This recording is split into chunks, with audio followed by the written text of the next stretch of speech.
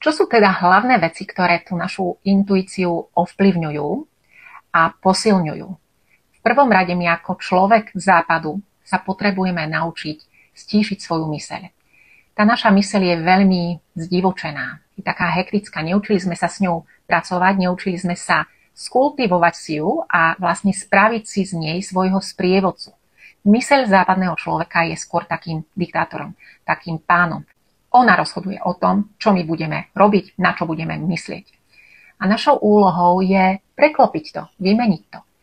Ja som ten na úrovni duše, ten pozorovateľ, ktorý používa svoju myseľ správnym spôsobom a ktorý ju dokáže aj na chvíľočku stíšiť, keď potrebuje proste len tak byť alebo oddychovať.